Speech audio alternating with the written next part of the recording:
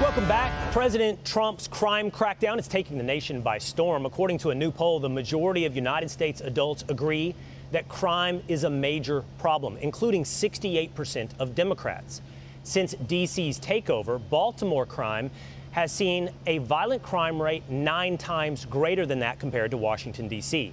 And with 54% of voters backing President Trump's actions in the nation's capital, perhaps he should now go to Baltimore. Joining me now is the Democrat governor of Maryland, Wes Moore. Governor, let me just start by thanking you for being here today and having this discussion with me. Thank you. Thank you, Will. I really appreciate it. Thank you. I think it's important that we have these back and forths in these discussions. Speaking of back and forth, you've been having one with President Trump. You recently said when it comes to crime that there's actually not a concern about our safety in Maryland and that this is just a game to President Trump. I would ask you, do you know, Governor, where Baltimore rates among violent crime rates of American cities? No, and I want to be clear. I never said that safety is not a concern. In fact, that's one of the reasons that I ran for governor in the first place. That in 2022, the year before I became the governor, Baltimore was averaging almost a homicide a day. That in the 8 years before I became the governor, under my predecessor, the homicide rate nearly doubled in the state of Maryland. The non-fatal shooting rate did double in the state of Maryland. And it's the reason that when I became the governor, I said our #1 priority was going to be public safety. And while we still have very real work to do, we are also very clear that the results that we have started to see in the past 2.5 years are deeply encouraging. Where we have now seen how the homicide rate in the state of Maryland is down 20%. No, well, 100%. But Governor, having more work to Governor, do, one moment, please. Is not taking a victory lap, and also having more work to do. You did also suggest does not mean it's not a the problem. president is doing this for show. Governor, I believe we also have a little bit of delay, so it'll be hard on the back and forth. But you did suggest that what the president is doing is for show, and it's about politics.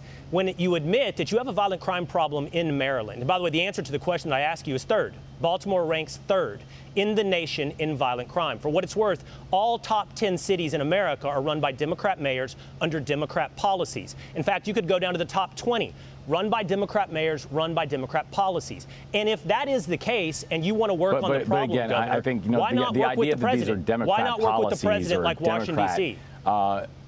That the partisan issues of Democrat-run cities or Democrat, run states, frankly, is I think the thing that makes people so upset about politics in the first place, because public safety does not have a partisan bend. Public safety is not about a political party. Public safety is about, are you willing to do anything and everything in your power to make sure that you're doing things that are actually effective to make sure that people are safe? If you look at what's happened since I've been the governor, I have made the largest investments in local law enforcement in the history of the state of Maryland. We've invested over $50 million in the Baltimore City Police Department alone. That we've invested in technologies and predictive analytics, and have said that if someone commits a violent crime, particularly with a firearm, I want them in handcuffs in 24 hours. And we've invested in prosecutors to make sure they're prosecuted. That Maryland is one of the only states in the country that actually invests in U.S. attorneys out of balance sheet to make sure we're moving some of these gun crimes into federal crimes. And so I will always invest in things that are effective. Governor, I appreciate the investment, but it would just seem to me, if despite that investment, Baltimore still ranks third in the nation in violent crime rate per capita in the nation, that you would welcome in the President of the United States' help if crime in Maryland. And as to the point of partisan politics, it's simply the truth. The truth isn't partisan, and the truth is most of the major cities in the United States are run by Democrat governors, and they're also the highest rate crime cities in the country. I'm on limited time, and I want to give you a chance to address something, I would though, Governor, absolutely because President welcome Trump brought federal it up. support. Apparently, there we go.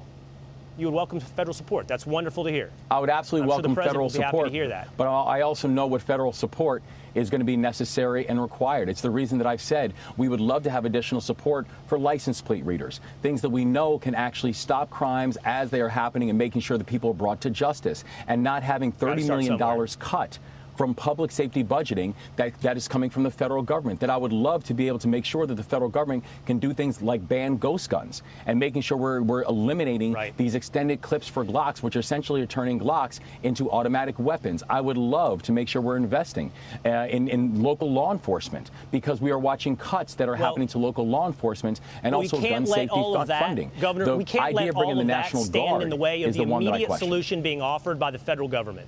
Well, you can't let all of that stand in the way and be an excuse for rejecting the solution being offered at the doorstep, which is the help of the federal government when it comes to National Guard. I'm on very limited time because I do have a pre-interview with Vice President J.D. Vance, and I want to give you a chance to address this, Governor, because the President of the United States has brought it up.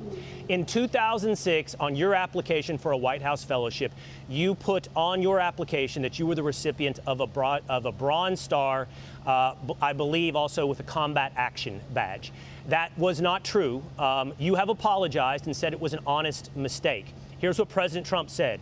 Did Wes Moore, the governor of Maryland, lie about getting his Bronze Star? The question, Governor, is why did you let it go on, even if it was a mistake, for years and years and years as you were celebrated as having a Bronze Star? I'm very proud of my service to this country. And I think, and I'm not sure if you've served, Will, but I think as anyone who has served in this country, if you look at what we were able to do overseas and the fact that I was recognized by the United States Army with both the Bronze Star and the Combat Action Badge, I think I'm not only proud of the service that I have done to this country and the fact that I was willing to put my life on the line, wear the uniform of this country, overseas and lead soldiers, but I also know that the soldiers that I serve with are also proud. And also I know that most soldiers and most veterans know the ridiculousness of this line. And especially when they know that as someone who's actually led soldiers in combat and someone who's actually led led people overseas, and to know that the United States Army actually recognized me with these awards, I think it does matter. Okay, Governor, first of all, I appreciate your service. I appreciate your service in combat. It's not something that I did, and I recognize and honor your service for this country, and I mean that sincerely. But this is important because it's not ridiculous. And I appreciate that. It's important to know that you also are telling the truth. And you did get the Bronze Star, but you got the Bronze Star 2 years ago. And two years ago, you got the medal, you got a citation, you got a ceremony. But you claimed it in 2006 when you didn't have any of those things. So you would know if you got the Bronze Star. The question is, why did you claim it for so long before you got it? And by the way, the Pentagon has responded to this. I want to read you a statement from DOD. They have something to say about this as well. The Pentagon said in 2006, Wes Moore listed a Bronze Star on his resume he didn't have until 2 decades later. Wes Moore is a perfect example of a politician who inflates his resume and hopes no one notices. Your response, Governor? My response is I'm very proud of my service, and I'm thankful that the United States military has recognized my service in Afghanistan with both the Bronze Star and the Combat Action Badge. I'm thankful for the service that I did overseas. I'm thankful for the soldiers that I led with. I'm thankful for all of our veterans who understand the sacrifice that we were able to make, and I'm grateful for the opportunity now to be able to continue to do good work on behalf of the people of the state of Maryland. Yeah. Well, I don't think many people question your service, Governor. I appreciate your service, and I respect and honor that service as well. The question is whether or not you're telling the truth as a politician. And I think that's important to the American people. As we talk about crime or any other issues addressing the state of Maryland, we got to know that the man we're talking to is also one that's willing to tell us the truth. And this does not look like good evidence of your willingness to tell the truth. I think if you look at my military records, you can see that I'm not just very proud of the fact that I'm a decorated combat veteran, and I, unlike many people in this country, were willing to put on the uniform and sacrifice myself on behalf of this country. I'm proud of the work that I did with also my other soldiers and my other veterans across this country. All right. Governor, I also appreciate the time you spent with us today addressing these questions. Thank you. Hey, Sean Hannity here. Hey, click here to subscribe to Fox News YouTube page and catch our hottest interviews and most compelling analysis. You will not get it anywhere else.